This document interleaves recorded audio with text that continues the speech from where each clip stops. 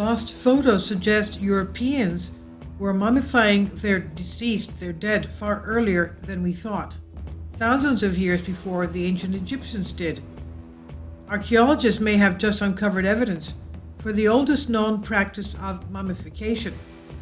Human remains interred 8,000 years ago in the Sado Valley in Portugal during the Mesolithic appear to have been deliberately treated for mummification prior to burial.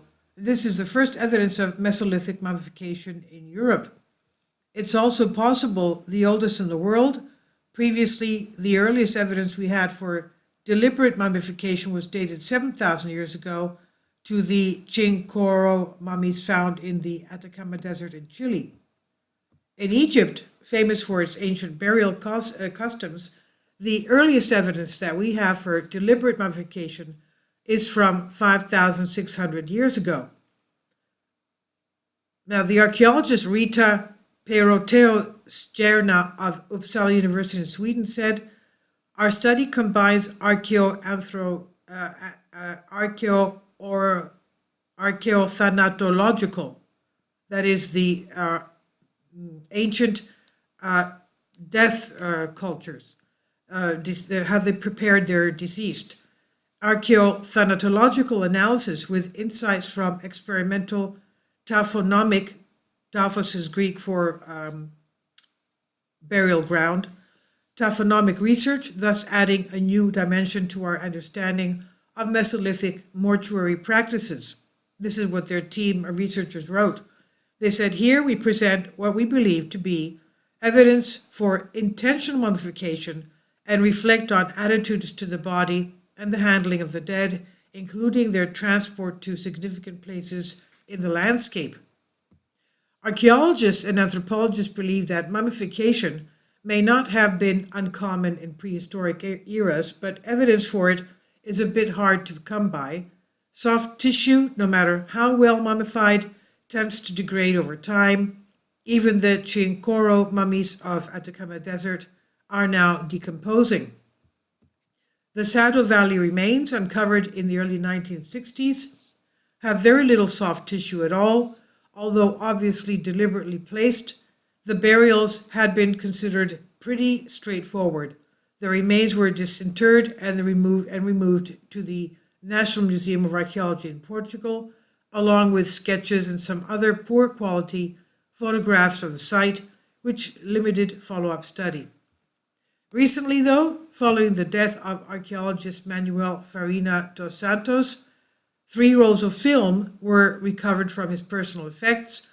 Although Farina dos Santos had not attended the excavations, he had done some work for the museum, and Petroteo Stjerna and her team were able to connect the film rolls to excavations carried out in Pocas de San Bento in 1960 and Arapuco in 1962.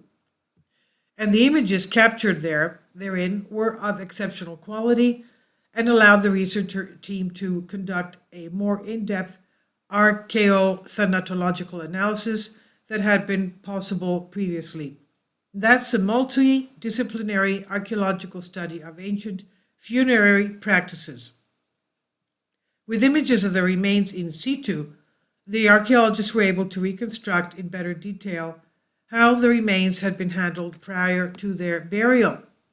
And in addition, forensic anthropologist Haley Mickelber conducted human decomposition experiments at the Forensic Anthropology Research Facility in Texas State University. This allowed the team to better understand how human corpses decompose in different positions when they have been mummified and when they have not. Now, the results of these experiments could then be compared to images of the Sado Valley remains, and fascinatingly, even without soft tissue, the remains of one individual showed signs of being mummified, and these include hyperflexed limbs, an absence of disarticulation, and rapid sediment infill around bones. That's because decomposing bodies disarticulate at weak joints relatively quickly. Mummification preserves the articulation as well as strong flexion. Soil filling in the space around the remains would have kept the bones in place. Quote, for hyperflexed positions to be present in a burial with preserved liable joint connections in unstable positions, the body must have been initially buried in this hyperflexed position, end quote, the research said. They said the combination of hyperflexion throughout the body with a lack of disarticulation or evidence of in situ bone movement, as observed in Arapaho 1962, unknown 3, is therefore a strong taphonomic indicator of burial in a mummified condition, end quote. The results, the researchers believe, suggest that deliberate mummification may have been more widespread globally than we previously understood, and that their findings should inform how archaeological excavations are conducted in the future. By allowing for the possibility of mummification when excavating very ancient remains, we could gain more evidence for it and expand our understanding of how our ancestors cared for their dead. This research was published in European Journal of Archaeology, and it was first published on Science Alert. It's on Collective Spark.